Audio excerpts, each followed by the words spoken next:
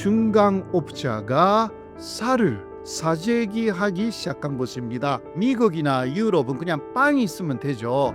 일본은 그거 절대 안 됩니다.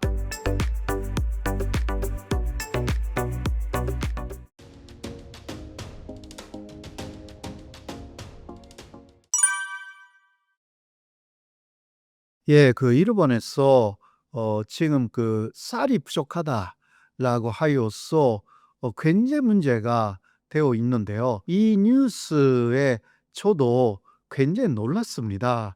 저는 1988년까지는 일본에 있었기 때문에 그때는 일본에서는 쌀이 남아돌았습니다. 그 이유는 1995년까지는 일본 정부가 계속 농가가 생산한 모든 쌀이 남는다 하더라도 다 사들였어요. 그래서 그것이 일본 정부 사실상 자민당의 표하고 연결된 것이었습니다. 그래서 농가에 가면 시골에 가면요, 아주 큰 집들이 많았어요. 농가분들이 그때는 굉장히 돈을 많이 벌었다는 이야기죠. 무제한으로 생산하면 할수록 그게 남아도라도 일본 쪽은 다 정부가 다 사주니까 얼마나 좋았을까요? 그런데 1995년에 그러한 식량 관리 제도라고 하는 제도, 그것을 일본 정부가 그만뒀습니다. 그래서 그 이후는 수요에 따라서 쌀도 생산하는 방식으로 바뀐 것입니다. 그렇게 하여서 현재까지 쭉 왔어요. 그런데 가장 큰 문제는 코로나가 끝난 이후였습니다. 그때까지 그러니까 일단 수요가 있으면 수요에 맞춰서 생산했어요. 코로나 이전까지는 해외에서도 많이 여행객들이 일본에 오니까 그런 것도 생각해서 또 생산을 했어요. 그런데 3년 동안 해외에서 전혀 손님들이 오지 않았지 않습니까? 그러니까 그러한 수요가 없어졌기 때문에 또 생산을 줄인 거예요. 그런데 코로나 끝난 이후에 플러스 엔조가 돼가지고요, 일본을 찾는 외국인들이 엄청나게 늘어난 곳입니다. 우리 한국에서도 굉장히 일본에 많이 갔지 않습니까? 그래서 먼저 쌀이 일본 안에서 부족하게 됐습니다. 왜냐하면 일본에서 먹는 음식의 대표는 쌀이에요. 쌀을 먹는 음식, 그러니까 외식 산업의 중심은 일본은 일단 쌀밥을 먹어야 외식 산업은 이게 존재할 수가 있어요. 미국이나 유럽은 그냥 빵이 있으면 되죠. 일본은 그거 절대 안 됩니다. 유명한 레스토랑 혹은 식당 같은 데는 다 덮밥이나 뭐 가래밥도 그렇죠. 밥이 있어야 다 찬사를 할 수가 있는 것입니다. 거기에도 외국인들이 엄청나게 일본을 찾았고 그 외국인들이 찾는 일본 음식도 역시 쌀밥이었습니다. 그래서 어떻게 됐냐? 보통 슈퍼 같은 데는 일단 쌀이 없어도 뭐 다른 게 있으면 보통 손님들은 다른 거 그냥 사갈 수도 있잖아요. 그러나 밥을 팔아야 되는 음식점은 쌀이 없으면 이거 찬사가 절대 안 됩니다. 그래서 그것을 알게 된 중강업자가 쌀을 사재기하기 시작한 것입니다. 그래서 기본적으로 일반 일본인들이 먹을 수 있는 쌀이 부족하게 되었습니다. 이게 기본적으로 이러한 구조가 되어 있는 것이고 현재까지만 해도 이게 해소가 되지 않았습니다. 예, 사실 그 일본 정부는 시중에서 쌀이 부족해 가지고 쌀값이 굉장히 올라갔습니다. 2 배, 3 배까지 올라갔거든요. 그래서 "이것은 굉장히 문제다."라고 해서 비축미라는 게 있어요. 이거는 비상사태에 대비하여서 일본 정부가 그냥 내놓지 않고 갖고 있는 그러한 쌀이 있습니다. 이게 왜 그렇게 하냐고 하면 예를 들면 전쟁이 일어났다라든가 외국에서 쌀을 수입할 수 없게 되었다라든가 여러 가지 비상사태에 대비하여서 석 달 정도는 일본인들이 먹을 수 있는 그러한 식량으로서의 쌀을 기본적으로 비축합니다. 이거 옛날부터 해온 것인데 그 비축미라는 것을 조금씩 내놓기 시작한 것입니다. 왜냐하면 너무 부족하니까 쌀이. 새로운 쌀이 이제 수확돼 가지고 지난 10월, 11월에 다시 시중에 나오기 시작했지만 쌀 부족은 해소되지 않았습니다.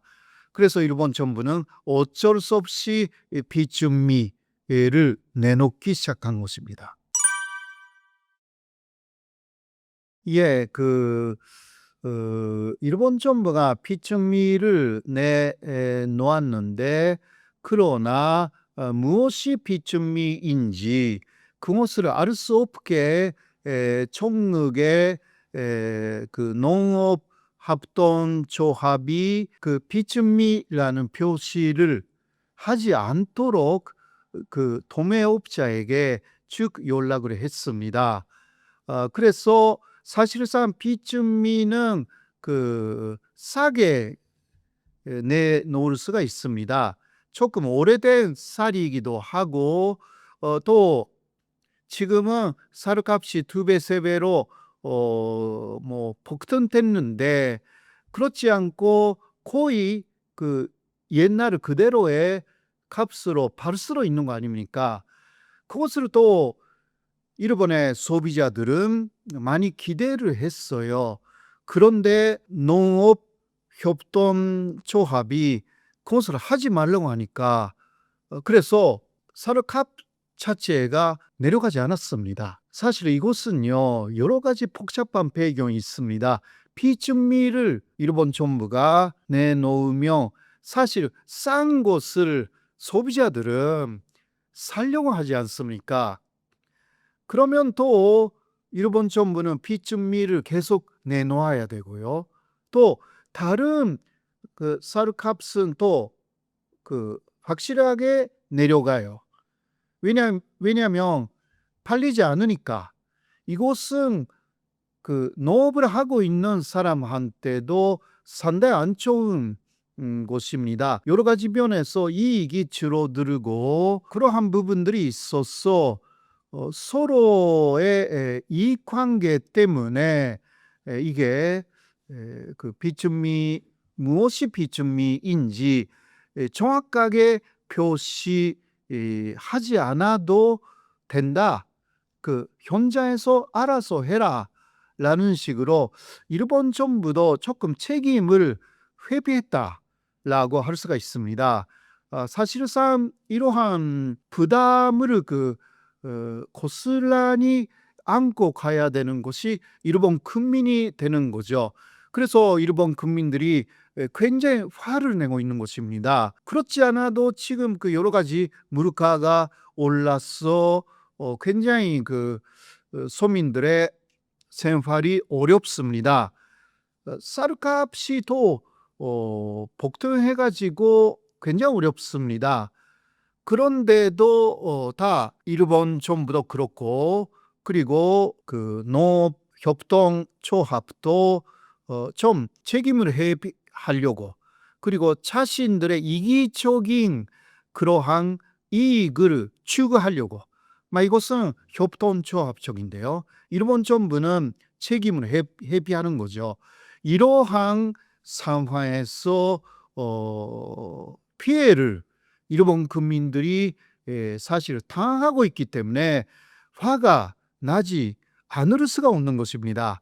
현재 이러한 상황이 계속되고 있습니다. 예, 일본에서는 스키야라든가 요시노야, 기타 여러 가지 그 체인점으로 그 톱밥을 중심으로 파는 데가 많습니다. 톱밥뿐만이 아니라 일단 그 사르밥을 제공해야 되는 그 전식이라든가, 일본에서는 그것을 좀 그 아주 서민적인 가격으로 먹을 수가 있는 그런 데가 굉장히 많습니다. 그런데 그러한 서민적인 가격이 이제 사라지고 있는 것입니다.